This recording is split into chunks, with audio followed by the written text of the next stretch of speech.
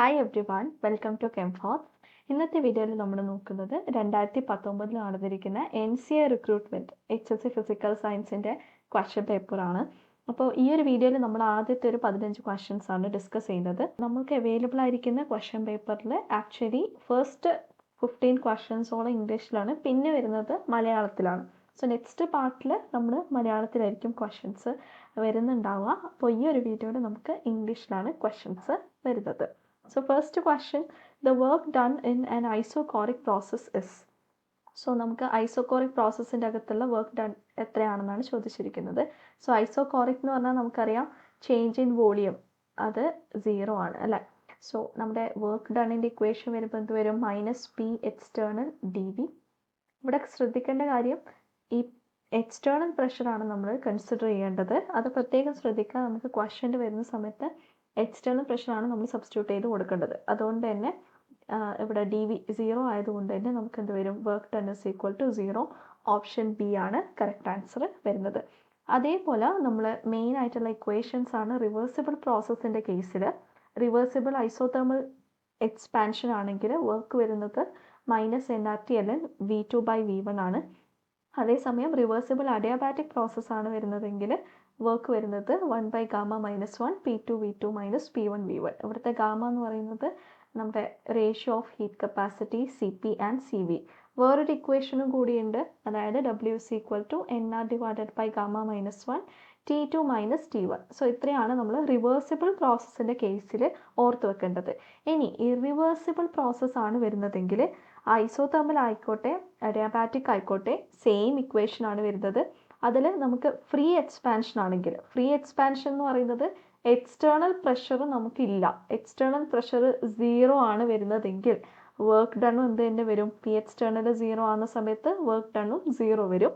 അതേസമയം external pressure ഉണ്ടെങ്കിൽ, അതായത് നോട്ട് ഈക്വൽ ടു 0 ആണെങ്കിൽ നമ്മുടെ വർക്ക് എന്ന് പറയുന്നത് -P എക്സ്റ്റേണൽ V2 - V1. ഇപ്പം നമ്മൾ കണ്ടിരിക്കുന്ന ഇക്വേഷൻ തന്നെയായിരിക്കും വരുന്നത്. അടുത്ത question, the rotational spectrum of molecules arises because. ഇത് ഒരു ഈസി ക്വസ്റ്റ്യൻ ആണ്, നമുക്കറിയാവുന്ന കാര്യമാണ്. റൊട്ടേഷണൽ സ്പെക്ട്രത്തിൻ്റെ കേസിൽ നമുക്ക് ഒരു പെർമനൻറ്റ് ഡൈപോൾ മൊമെൻറ്റ് ഉണ്ടായിരിക്കണം. So actually according to the question നമ്മുടെ ഓപ്ഷൻ ഡി ആണ് കറക്റ്റ് ആൻസർ വരുന്നത്. ബട്ട് PSCൻ്റെ ആൻസർ കീയിൽ ഓപ്ഷൻ എ ആണ് കൊടുത്തിട്ടുള്ളത്. ഓക്കെ, സോ ആൻസർ വരേണ്ടത് ഡി ആണ്. സോ ഇവിടെ റൊട്ടേഷണൽ സ്പെക്ട്രം എന്ന് പറയുമ്പോൾ പെർമനൻറ്റ് ഡൈപോൾ മൊമെൻറ്റ് വേണം. അതേസമയം IR സ്പെക്ട്രം ആണെങ്കിൽ ചേഞ്ച് ഇൻ ഡൈപോൾ മൊമെൻ്റ് ആയിരിക്കണം വേണ്ടത്.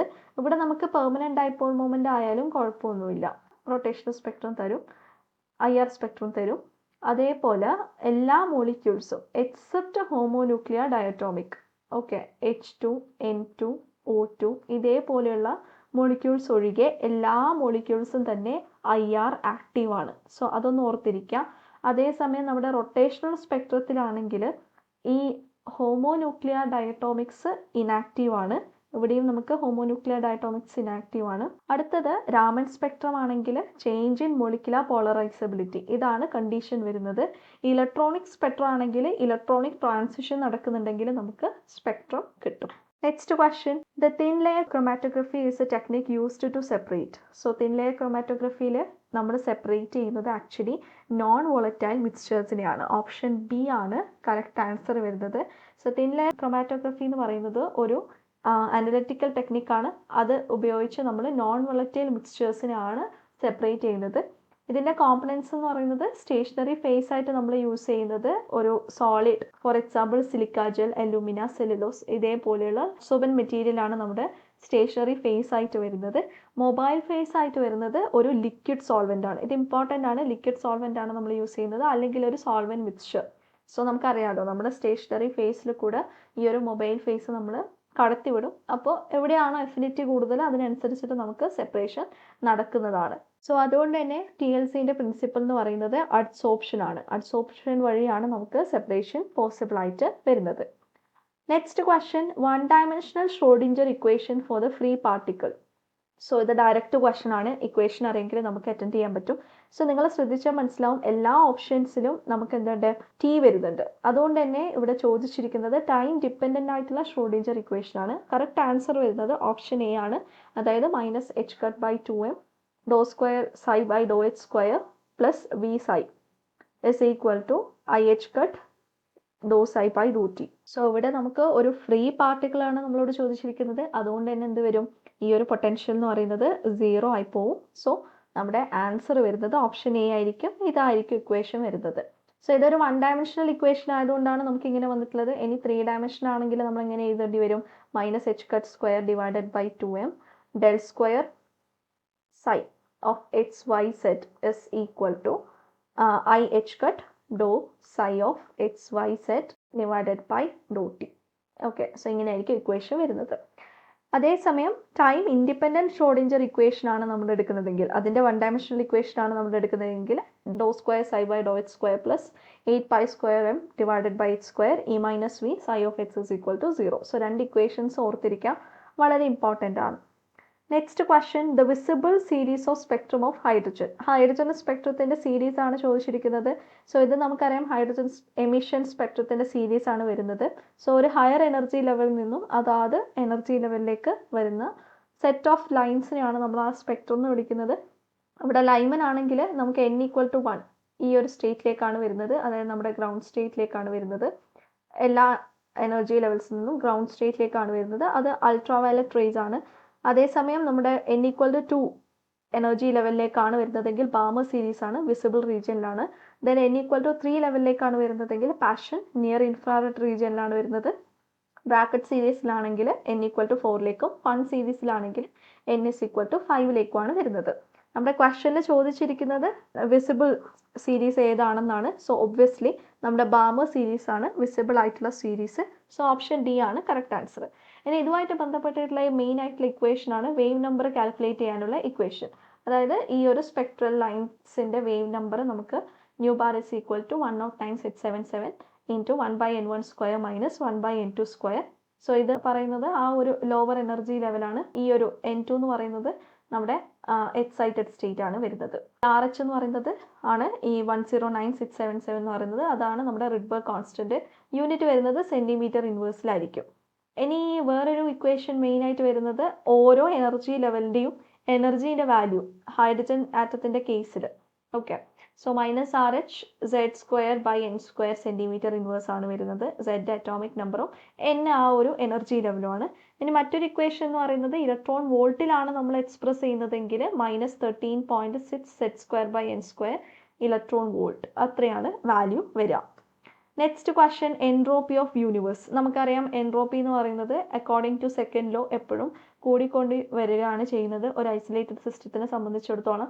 സോ അതുകൊണ്ട് തന്നെ യൂണിവേഴ്സിൻ്റെ entropy always increases. Option B ആണ് കറക്റ്റ് ആൻസർ വരുന്നത്.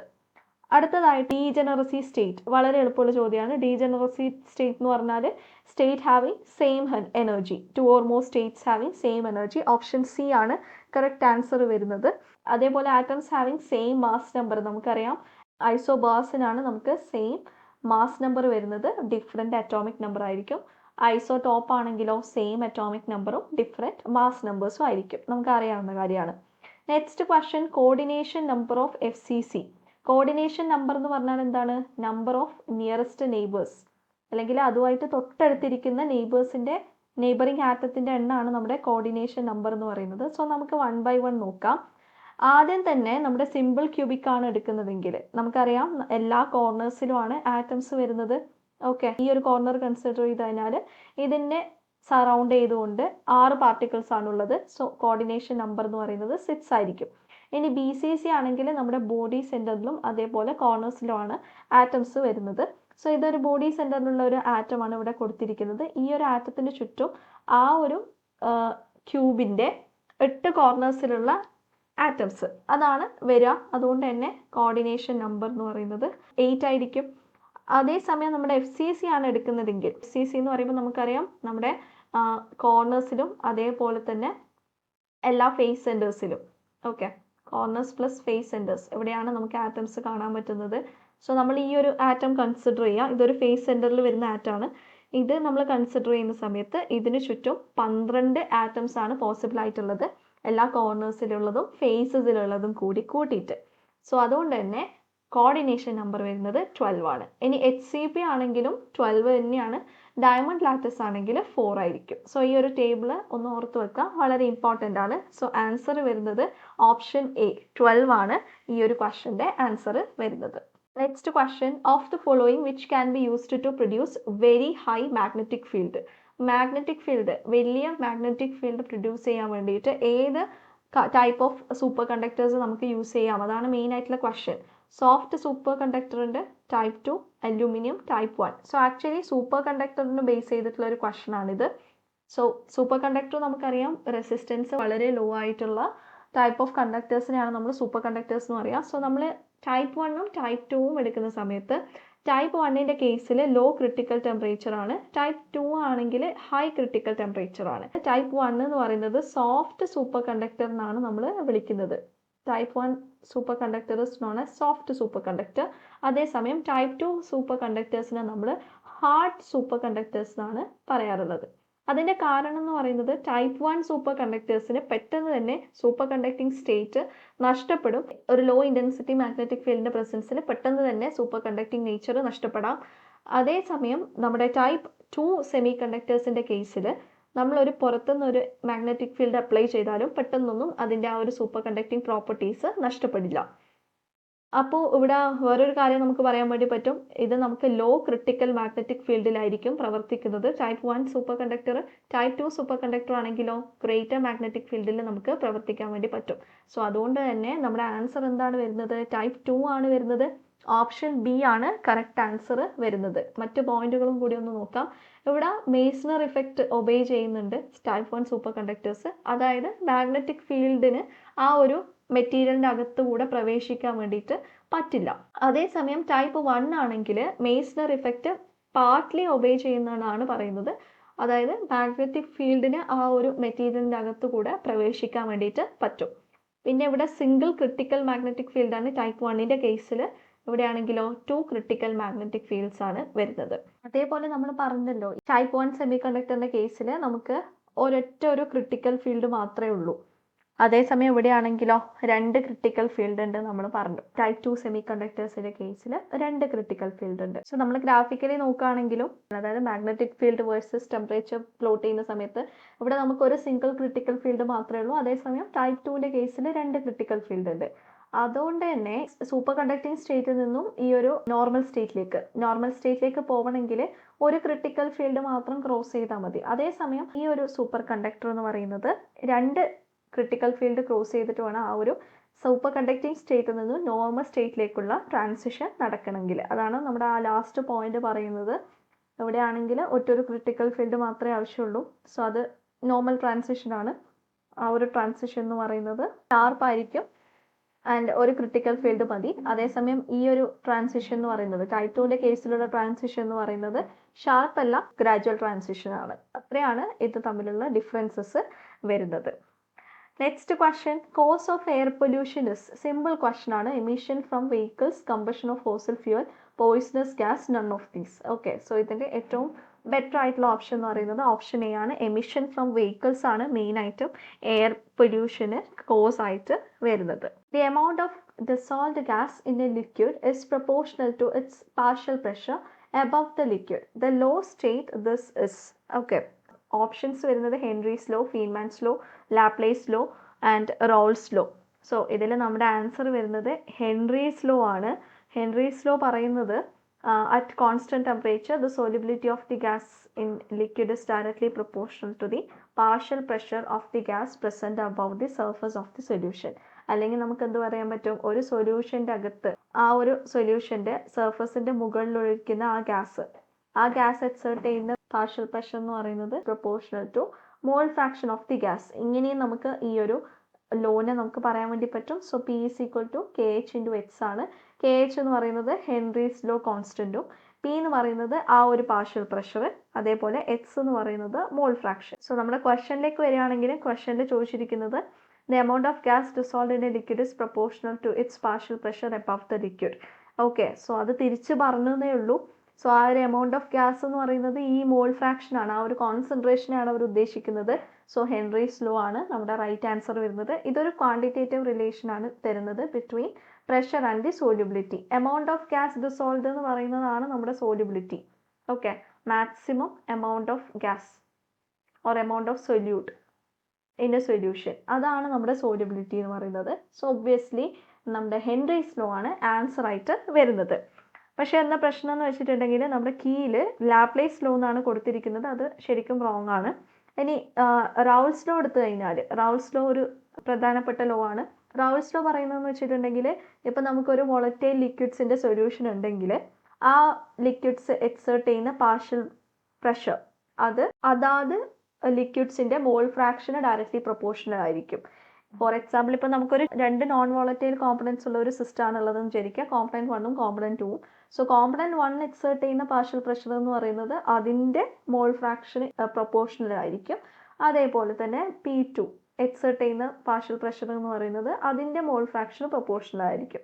സോ നമുക്ക് എങ്ങനെ എഴുതാം? P1 = P1 naught into X1 ഇങ്ങനെ നമുക്ക് മാറ്റി എഴുതാൻ വേണ്ടിയിട്ട് പറ്റും. സോ ഈ ഒരു P1 naught എന്ന് പറയുന്നത് vapour pressure of pure component 1 ആയിരിക്കും. സോ ഇങ്ങനെയാണ് നമുക്ക് റൗൾസ് ലോയും അതേപോലെ ഹെൻറീസ് ലോയും വരുന്നത്.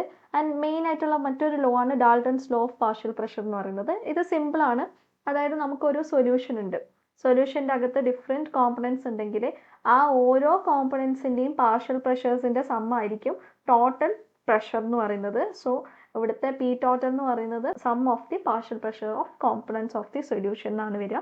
സോ ഇത്രയും കാര്യങ്ങൾ ഓർത്തിരിക്കുക. അടുത്ത question, adding common ion to a solution. Actually ഇവിടെ 2 കോൺസെപ്റ്റ് ആണ് വരുന്നത്. ഒന്ന് നമ്മുടെ കോമൺ അയോൺ ഇഫക്റ്റ് ആണ്. കോമൺ അയോൺ ഇഫക്റ്റുമായിട്ട് ബന്ധപ്പെട്ടിരിക്കുന്ന കോൺസെപ്റ്റ് ആണ് ലേ ഷാറ്റ്ലിയേഴ്സ് പ്രിൻസിപ്പിൾ എന്ന് പറയുന്നത്. സോ ഇത് രണ്ടും നമുക്ക് ഒന്ന് നോക്കാം. സോ സിമ്പിളാണ് ഈ ഒരു സംഭവം എന്ന് പറയുന്നത്. ഫോർ എക്സാമ്പിൾ ഇപ്പോൾ നമുക്കൊരു ലെഡ് ക്ലോറൈഡിൻ്റെ ഒരു സൊല്യൂഷൻ ഉണ്ടെങ്കിൽ ഇത് നമുക്കറിയാം ഒരു സ്പാരിംഗ്ലി സോലബിൾ സോൾട്ട് ആണ്. സോ അത് ഡിസോസിയേറ്റ് ചെയ്തിട്ട് Pb2+ഉം Cl- ആയിട്ട് മാറും. ഇനി ഈ ഒരു സൊല്യൂഷനിലേക്ക് നമ്മൾ എന്ത് ചെയ്യുന്നു? KCl ആഡ് ചെയ്യുന്നു, പൊട്ടാസ്യം ക്ലോറൈഡ് ആഡ് ചെയ്യുന്നു. സോ പൊട്ടാസ്യം ക്ലോറൈഡ് ആഡ് ചെയ്ത് കഴിഞ്ഞാൽ Cl- അയോൺസ് കൂടും അല്ലേ? സോ ഈ ഒരു Cl- എന്ന് പറയുന്നത് ഇവിടുത്തെ ഒരു കോമൺ അയോൺ ആണ്. 2 സോൾട്ടിനും പ്രസൻറ്റ് ആയിരിക്കുന്ന അയോൺ ആണ് ഈ ഒരു Cl- എന്ന് പറയുന്നത്. സോ ഇതാണ് നമ്മുടെ കോമൺ അയോൺ എന്ന് പറയുന്നത്. അപ്പോൾ നമ്മളൊരു കോമൺ അയോൺ ആഡ് ചെയ്തു. അപ്പോൾ എന്ത് സംഭവിക്കും? സ്വാഭാവികമായിട്ടും Cl- കോൺസെൻട്രേഷൻ കൂടും. ഓക്കെ, Cl- കോൺസെൻട്രേഷൻ കൂടും. അങ്ങനെ Cl- കോൺസെൻട്രേഷൻ കൂടിക്കഴിഞ്ഞാൽ ഈ ഒരു ഇക്വിലിബ്രിയത്തിന് ഡിസ്റ്റർബൻസ് വരും. സോ ഇക്വിലിബ്രിയം ഡിസ്റ്റർബ്ഡ് ആയി കഴിഞ്ഞാൽ എന്ത് സംഭവിക്കും? ഏത് ഡയറക്ഷനിലേക്കാണോ ഇക്വിലിബ്രിയം സ്റ്റേബിൾ ആയിട്ട് കിട്ടുന്നത് അങ്ങോട്ടേക്ക് ആ ഒരു ഇക്വിലിബ്രിയം ഷിഫ്റ്റ് ചെയ്യും. സോ നമ്മൾ ഫോർവേഡ് ആണ് ഇക്വിലിബ്രിയം പോകുന്നതെങ്കിൽ വീണ്ടും വീണ്ടും Cl- പ്രൊഡ്യൂസ് ചെയ്യാം. അതുകൊണ്ട് നമുക്ക് പ്രത്യേകിച്ച് കാര്യമില്ല. അതുകൊണ്ട് തന്നെ എന്ത് ചെയ്യും? ഈ ഇക്വിലിബ്രിയം ബാക്ക്വേർഡേക്ക് ഷിഫ്റ്റ് ചെയ്യും. Okay, backward shift in equilibrium സംഭവിക്കും, which is according to Le Chatelier's principle. Okay, so common ion effect ആണ് ഇവിടെ സംഭവിക്കുന്നത്. ആൻഡ് അതിന് നമ്മൾ ബാക്കപ്പ് ചെയ്യുന്നത് ലേ ഷാറ്റ്ലിയേഴ്സ് പ്രിൻസിപ്പിൾ പ്രകാരമാണ്. അത് ആ ഒരു ഇക്വിലിബ്രിയത്തിന് എന്തെങ്കിലും ഡിസ്റ്റർബൻസ് വന്നു കഴിഞ്ഞാൽ ആ ഒരു ഇക്വിലിബ്രിയം ഏത് ഡയറക്ഷനിലേക്കാണോ ആ ഒരു ഡിസ്റ്റർബൻസിന് ബാലൻസ് ചെയ്യാൻ പറ്റുന്നത് അങ്ങോട്ടേക്ക് ഷിഫ്റ്റ് ചെയ്യുന്നതാണ് പറയുന്നത്. സോ ശ്രദ്ധിച്ച് നോക്കിയാൽ മനസ്സിലായി. ഇപ്പോൾ ബാക്ക്വേർഡ് ഷിഫ്റ്റ് ആണ് ഇവിടെ സംഭവിക്കുന്നത്. അതായത് നമ്മുടെ ലെഡ് ക്ലോറൈഡ് തിരിച്ച് ഫോം ചെയ്യാണ് ചെയ്യുന്നത്. സോ ഇതെന്താണ്? സോളിഡ് ഫോം ആണ്. So it is insoluble. അതേസമയം നമ്മൾ അതിൻ്റെ ഡിസോസിയേഷൻ നടന്നു കഴിഞ്ഞാൽ കുറച്ചും കൂടി സോലിബിൾ ഫോമാണ് നമുക്ക് കിട്ടുന്നത്. സോ ഇവിടെ എന്ത് സംഭവിക്കും? ലെഡ് ക്ലോറൈഡ് ഇൻസോലിബിൾ ആണ്. അതുകൊണ്ട് തന്നെ പ്രസിപ്പിറ്റേറ്റഡ് ആയിട്ട് വരികയാണ് ചെയ്യുന്നത്. സോ ആസ് എ ഹോൾ അതിൻ്റെ സോലിബിലിറ്റി കുറയാണ് ചെയ്യുന്നത്. ലെഡ് ക്ലോറൈഡ് കൂടുതൽ ഇൻസോലിബിൾ ആയിട്ട് മാറുകയാണ് ചെയ്യുന്നത്. Next question, the rotation axis coupled with a translation parallel to rotation axis will give rise to a symmetry operation. So translation followed by rotation ആണ് ഇവിടെ സംഭവിക്കുന്നത്. ഈ ഒരു പെർട്ടിക്കുലർ ഓപ്പറേഷനെയാണ് നമ്മൾ സ്ക്രൂ ആക്സിസ് ഓഫ് സിമെട്രി എന്ന് പറയുന്നത്. അപ്പോൾ നമുക്ക് പിക്ചറിൽ കാണാം. ആദ്യം നമ്മൾ ട്രാൻസ്ലേഷൻ നടത്തുന്നു, മൂവ് ചെയ്യിക്കുന്നു, പിന്നെ അത് റൊട്ടേറ്റ് ചെയ്യുന്നു, മൂവ് ചെയ്യുന്നു, റൊട്ടേറ്റ് ചെയ്യുന്നു, അവസാനം നമുക്ക് എന്ത് കിട്ടും? ആ ഒരു ഒറിജിനൽ ഓറിയൻറ്റേഷൻ അല്ലെങ്കിൽ കോൺഫിഗറേഷൻ നമുക്ക് തിരിച്ചു കിട്ടും. ദെൻ ലാസ്റ്റ് ക്വസ്റ്റ്യൻ, ആൽബർട്ട് ഐൻസ്റ്റീന് നോബൽ അവാർഡിന് അർഹമായ കണ്ടുപിടുത്തം. സോ സിമ്പിൾ ക്വസ്റ്റ്യൻ ആണ്, നമുക്ക് പലർക്കും അറിയാവുന്നതായിരിക്കും. ഫോട്ടോ ഇലക്ട്രിക് എഫക്റ്റ് ആണ്. സോ ഫോട്ടോ ഇലക്ട്രിക് എഫക്റ്റിൽ നമുക്കറിയാം ഫോട്ടോൺസ് വന്നിട്ട് മെറ്റൽ സർഫസിലേക്ക് ഇൻസിഡൻറ്റ് ചെയ്യുന്ന സമയത്ത് മെറ്റൽ സർഫസിൻ്റെ അകത്തുള്ള ഇലക്ട്രോൺസ് റിജക്റ്റ് ചെയ്ത് പോകുന്ന ആ ഒരു ഫിനോമിനയാണ് നമ്മൾ ഫോട്ടോ ഇലക്ട്രിക് എഫക്റ്റ് എന്ന് പറയുന്നത്. സോ ഇവിടെ നമുക്കിപ്പം hν എമൗണ്ട് ഓഫ് എനർജി ഉള്ള ലൈറ്റാണ് നമുക്ക് വരുന്നതെങ്കിൽ ആ ഒരു ലൈറ്റിൻ്റെ എനർജീനെ നമ്മൾ യൂസ് ചെയ്തിട്ട് എന്ത് ചെയ്യും? ഈ ഒരു റിജക്ഷൻ നടത്തും. ഓക്കെ, സോ ആ ഒരു ഇജക്ഷന് ആവശ്യമായിട്ടുള്ള minimum energy to remove that electron, അതിനെയാണ് നമ്മൾ വർക്ക് ഫങ്ഷൻ ഫൈ എന്ന് വിളിക്കുന്നത്. ആൻഡ് ബാക്കിയുള്ള എനർജി കൈനറ്റിക് എനർജി ആയിട്ട് പുറത്തേക്ക് പോവുകയാണ് ചെയ്യുന്നത്. സോ കൈനറ്റിക് എനർജി എന്ന് പറയുന്നത് h nu മൈനസ് ഫൈ എന്ന് നമുക്ക് പറയാൻ വേണ്ടിയിട്ട് പറ്റും. ഈ ഒരു ഇഫക്റ്റ് ആദ്യമായിട്ട് ഒബ്സർവ് ചെയ്തിട്ടുള്ളത് ഹെൻറിച്ച് ഹെർട്സ് ആണ്. അതേസമയം ഇത് എക്സ്പ്ലെയിൻ ചെയ്തിരിക്കുന്നത് ആൽബർട്ട് ഐൻസ്റ്റൈൻ ആണ്.